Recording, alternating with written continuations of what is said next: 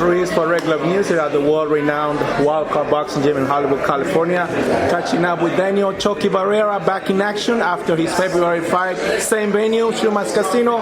Coming back with a vengeance, man. You took your first loss. How's everything going? Everything's going good. Training camp's going well. We've been training extremely hard for this next fight. You know, as you said, I took my first loss, which, you know, this is boxing. It is what it is. During that fight, I didn't feel like myself at all, but no excuses. It was Christopher Rios' night. He did what he had to do. He got the win. But hopefully, you know, after this fight, if, you know, we can get together with my team and we get the performance that we want for this fight, you know, we'll run it back with Christopher Rios, and it'll be a completely different fight for me, for sure.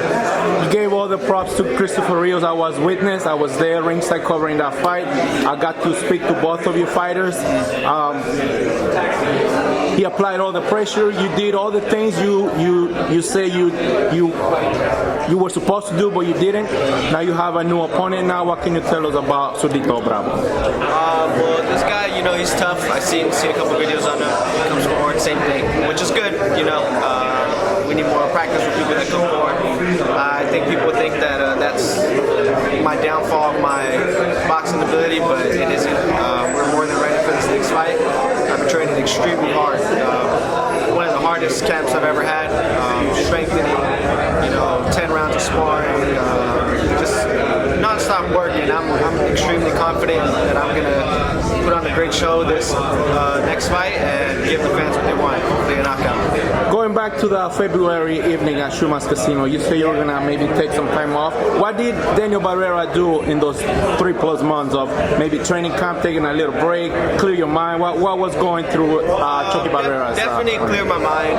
Took time off just to rest, recover. I had a lot of ups and downs in training camp for that fight, but it is what it is. That's part of the sport. Like I said, you're always using your hands, you're always using your knees, your legs, your feet, running constantly, so you're just wear and tear on your body. So we took the time to just recover and rest, spend time with my family, and now we got back into the gym, ready to train hard, and I'm excited for June 21st. Your manager, Mr. Chaparro, actually got to talk to him after your fight as well, and he said, you know what, I know Daniel's feeling a little down right now, but just like I told him, you didn't get knocked down. You didn't lose by knockout or anything like that.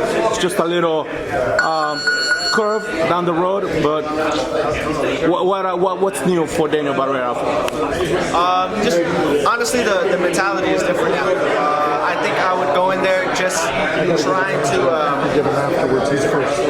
do on a performance, but not really kill the guys. You know, now it's different. I'm going in there to kill people and, you know, hopefully get them out of there and put on a good show, but get the knockout as well. Daniel, we were talking about your last performance, Chris Rios, a close decision. You acknowledged that it wasn't your best night, but you gave all the props to Chris Rios. Now you have a new opponent, Basilio Franco. Yep. You were telling me earlier about your opponent. Talk to us. Yeah, so as I was saying earlier, you know, it's a tough guy, but I feel like we've trained extremely hard for this guy for this fight. So regardless of what he brings, you know, I'm going to be ready for. I've been training really extremely hard every day. You know, we'll go 10 rounds of sparring, then go back to the gym right after and hit another 2 to 3 hours of strength and conditioning. So, you know, we're more than ready, we're more than prepared. We've been working on the things we need to work on. Now it's just going to be who has the more will to fight and who's in better shape, and we'll see that June 21st. You're sticking around in the super flyweight division. You started as 115, you moved down to 112. Why staying at 115? I'm just getting bigger. It's a little harder to make 112 now. So, you know, now that we've done strengthening too, I've just gotten a little bigger as well, which is good for us. We'll just see how this weight cut goes, but it should be fine. Same thing, you know, just staying dedicated and extremely strict on ourselves closer to the fight, and the weight should come off easy. What were some of the adjustments that you took away from your last fight that you hope to implement for this fight? Definitely just put myself in more uncomfortable positions. Well, not myself, my coach Al Franco put myself in uncomfortable positions, and, you know, we've been working how to fight out of there.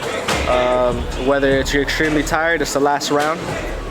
We have 2, 3 more to go. Just to get that mentality, that hunger, that killer in you, and just to push. Like, it's only you two in there during fight night, and, you know, it'll come down to who's stronger mentally, who has the most heart, and who's in better shape.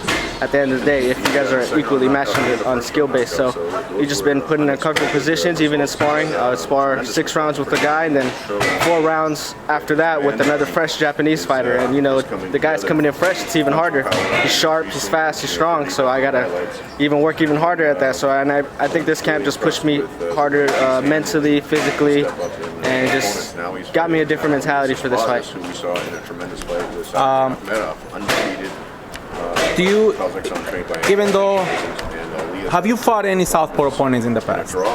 Yes, I had actually 2. One, my first southpaw, I got a draw with him. I didn't really have the southpaw training. I think we had maybe 2 days of sparring with the southpaw, okay. And it was like the week of the fight. So this is a totally different training camp, preparing for a southpaw. We have a full camp of southpaw training, so I feel extremely confident, not only in the southpaw training, but in myself, just physically, mentally. I'm hungrier, and I just want to win.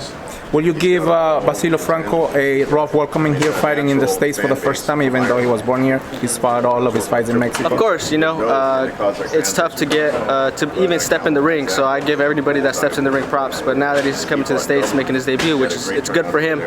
You know, hopefully we put on a good show for the fans, and hopefully, you know, it's entertaining for each side, and may the best man win. Outcome for the fight. I know you're coming with a vengeance. You said it yourself. You have this something burning inside you that you want to show the fans that yes. that wasn't the real Daniel Barrera. Yes, definitely. I just want to prove that, you know, just because my last performance doesn't define me. I first want to say thank you to everybody that reached out to me, you know, just checking up on me, seeing if I was okay, which I was totally fine. You know, I just took a couple days off of social media, spent time with my family. Clear your mind. Yeah, cleared my mind, and then took time to recover from you know, my shoulders, my hands, all the soreness.